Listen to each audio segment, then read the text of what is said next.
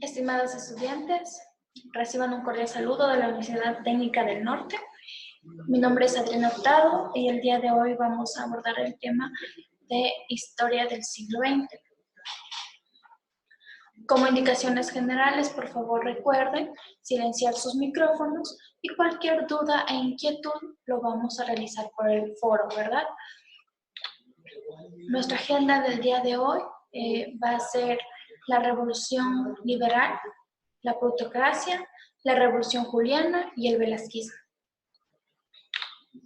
El objetivo es determinar las principales connotaciones históricas que han contribuido a la construcción del Ecuador como un Estado constitucional, democrático, soberano, independiente, intercultural, plurinacional y laico, dentro de un marco de modernidad económica, política y social. Ecuador en el siglo XX, nos empezamos con la Revolución Liberal, liderado por Eloy Alfaro. La Revolución Liberal también fue conocida como la Guerra Civil, que nace el 5 de junio de 1985, liderado por el movimiento Eloy Alfaro, o conocido como el Viejo Luchador. Este movimiento lo generaba Eloy Alfaro. Sus objetivos era proclamarlo el jefe supremo y también estaban en contra de la lucha de los gobiernos de García Márquez, Ignacio Ventimilla y José Plácido Camaño. ¿Por qué se produjo la revolución? Por el descontento social y las dificultades económicas. Eloy Alfaro comprendió la realidad social y la realidad económica a través de acuerdos políticos. Los grupos que desempeñaron en la Revolución Liberal, tenemos los caciques costeños, quienes aportaron con recursos económicos y con peones para la lucha. Los revolucionarios emigrados fueron hombres que lucharon en otros países y allá se destacaron, como tenemos Eloy, Medardo y Fabio Alfaro, Leonidas Plaza Gutiérrez y Plutarco Bouguer. En la burguesía liberal aportaron los grupos del Gran Cacao, los comerciantes y los banqueros. Los legados que nos deja la Revolución Liberal en lo político y religioso dictan la Constitución, se hacen reformas que dieron seguridad a los ciudadanos y también se establece un Estado laico. También tenemos en lo religioso y político que se crea el registro civil único para el país, se expide la ley del matrimonio civil, realizan la expropiación de los latifundios de la iglesia, eliminan el diezmo y despenalizan la deuda de los indígenas que tenían por tributos. En lo educativo tenemos que se instaura la primera educación y esta viene a ser gratuita, laica y obligatoria. Eloy Alfaro forma a maestros y con esto también funda instituciones educativas. Entre las principales tenemos el Colegio Mejía, Manuela Canizales, Juan Montalvo, el Colegio Militar Eloy Alfaro, el Conservatorio Musical, la Escuela de las Bellas Artes, las escuelas normales para indígenas y las escuelas nocturnas. En lo social, como un aspecto muy importante, debemos decir que incorpora a la mujer a ejercer un cargo público y también construye la red de ferrocarriles que une a un país. El fin de la Revolución Liberal se dio el 28 de enero de 1912 con el asesinato de Eloy Alfaro, promovido por la oligarquía y los intereses de conservadores. A continuación vamos a ver la plutocracia. La plutocracia hace referencia a la forma de gobierno en las clases altas que ostentan los recursos económicos, tienen posiciones influyentes en el poder. La plutocracia dominó Ecuador entre 1912 y 1925, que coincide con el final de la Revolución Liberal e inicios de la Revolución Juliana. Quien tenía el dominio de la plutocracia fueron sociedades como la burguesía bancaria, la agroexportadora y la comercial. La plutocracia entra en 1912 y 1916, liderada por Leonidas Plaza, quien entrega el poder a la banca y a cambio de favores económicos. Realiza la alianza con el Banco Comercial Agrícola. En este podemos recalcar que en ese entonces Ecuador no tenía una moneda oficial y los bancos hacían su propia moneda. También otra cosa que es muy importante en la plutocracia dentro del periodo de Leonidas Plaza, que es que exige cambios en la propiedad de la tierra y en las relaciones laborales. Estuvo al borde de una guerra civil y contrae nuevas deudas con la banca. Leonidas Plaza creó leyes a favor de los bancos, tiene una gran inflación en su gobierno y crea la ley de moratoria. ¿Qué es esta ley moratoria? Era que prohíbe el cambio de billetes en oro. En su segundo aspecto, la banca empezó a incidir en la política económica y en las elecciones presidenciales y parlamentarias. Esto fue la forma como llegaron al poder los gobiernos de Alfredo Baquerizo Moreno, José Luis Tamayo y Gonzalo Córdoba. Durante sus mandatos se encargaron de pagar los favores recibidos, más no velaron por el país. Con esto, el país cayó del poder de la banca, aumentando la brecha de la desigualdad económica y social. Alfredo Baquerizo Moreno concedió amnistía a los conchistas, devolviendo la paz al Ecuador. Dictó políticas sociales en beneficio a la clase popular.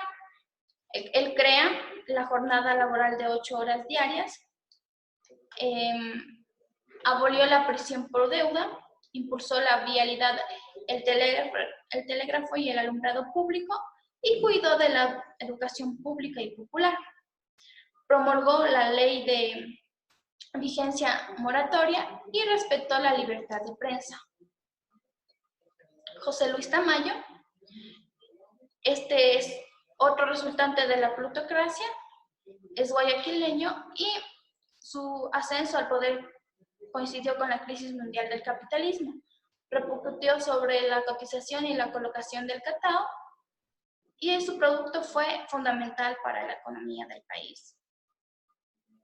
La crisis económica fue inevitable en este periodo, por ende se toman algunas medidas para proteger a las clases pudientes, haciendo más pesada la carga para el resto de la sociedad. Enfrenta manifestaciones con los sectores obreros y artesanos de Guayaquil.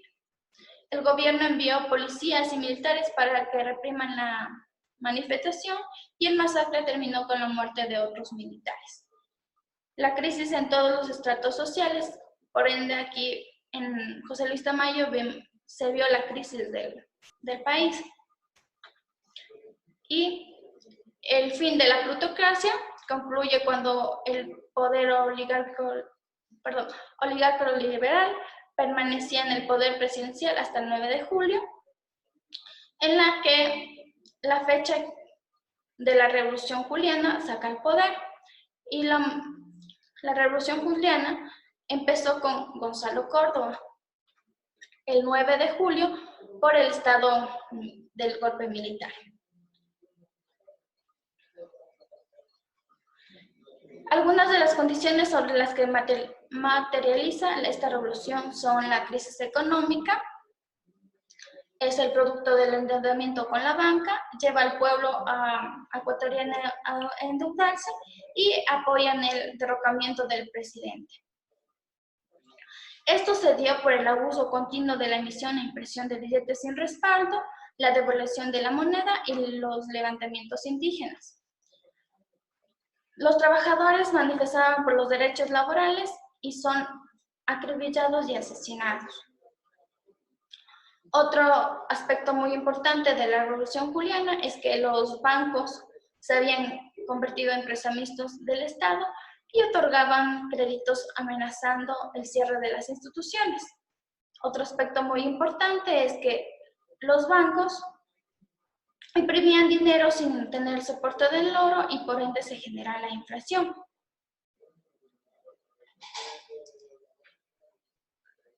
Una comisión de la Junta Suprema Militar, presidida por el mayor Luis Telmo Gómez de la Torre, irrumpió la sala donde el presidente y sus ministros realizaban una sesión extraordinaria.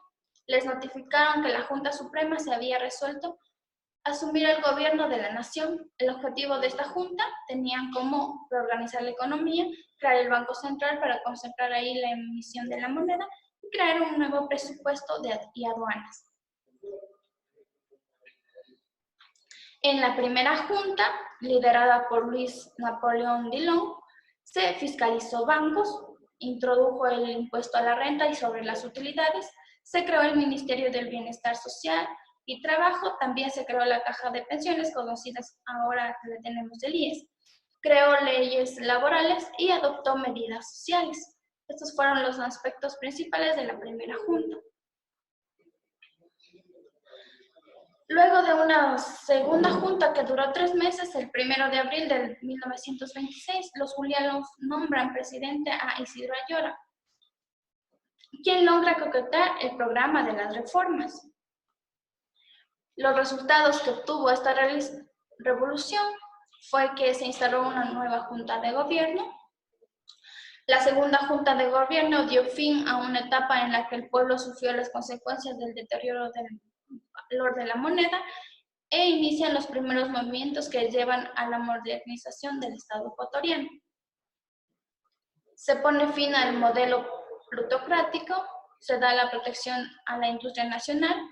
En 1928 se elabora la Constitución, nombrado como presidente a Isidro Ayora. Se creó el Banco Central y la Contraloría.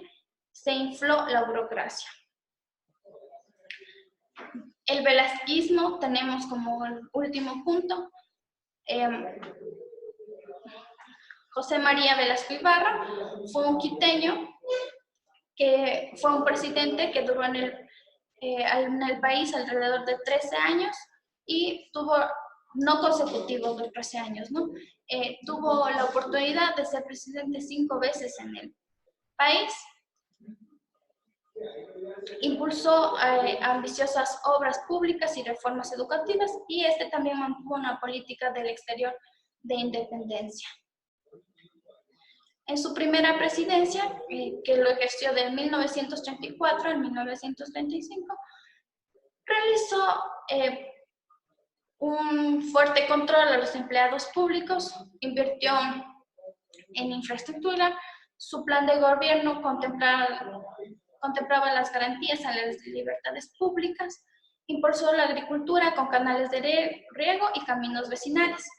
También crea el gimnasio de educación femenino, Escuela Experimental de Tumbaco, la Granja Agrícola de Tulcán, reabrió la Escuela Politécnica Nacional y empezó el edificio del Colegio Vicente Rocafuerte. En su segunda presidencia, que la realiza de 1944 a 1947, las luchas indígenas tomaron fuerza, destacándose las de Dolores Cacuango y las de Tránsito Maguaña. Velasco Ibarra convocó a elecciones para una nueva constituyente, lo cual fue derrocado y desterrado a Chile. En su tercera presidencia, que lo realizan en 1952 y en 1956, se disminuyen las exportaciones, se acometieron obras de infraestructura de gran envergadura, construyó el primer plan vial orgánicamente concebido, creó numerosas escuelas y colegios, reequipó las Fuerzas Armadas de tierra, mar y aire con armamento moderno, emprendió obras de regadío, también creó la Junta de Planificación y Coordinación Económica y clausuró varios periódicos. En su cuarta presidencia tenemos en 1960 a 1961. Declara nulo el protocolo del Río de Janeiro, el que fue firmado a la fuerza. Ponía fin a las discusiones fronterizas entre Ecuador y Perú. Propuso la reforma agraria, estalla la crisis fiscal y el malestar del pueblo, Por ende, en 1961 se devaluó el sucre frente al dólar, se desató una ola de violencia que involucró a los estudiantes, congresistas y ciudadanos. Los legisladores fueron presionados y no tuvieron que proclamar al presidente a Carlos Arosemena, debido a que se desata la ola que involucró a los estudiantes, congresistas y ciudadanos. Y en su última presidencia, Velasco pide la reforma a la Constitución, causando pugnas entre el poder del Estado y el Congreso. Se crea un clima de intranquilidad en el campo de las pobrezas y estalla una crisis política el 22 de julio de 1970. Por ende, Velasco Ibarra opta por la dictadura y esto genera un golpe de Estado el 15 de febrero de 1972 y también lo trasladan a Chile. En este periodo del esquismo se produce en casi medio siglo de la historia del Ecuador, época en la que el país pasó por un periodo de fuerte inestabilidad política, económica y social. Las apetencias del poder y el individualismo no favorecieron al desarrollo y evolución del país. Eso es todo. Concluimos con las Ecuador del siglo XX. Por favor, recuerden que tenemos los foros de cartelera en línea para los comunicados oficiales, el foro de dudas e inquietudes para cualquier pregunta acerca de esta charla o también de las evaluaciones y diferentes tareas que tenemos. En la cafetería virtual, recuerden, es para el área social y ahí deben interactuar con sus compañeros. Muchas gracias.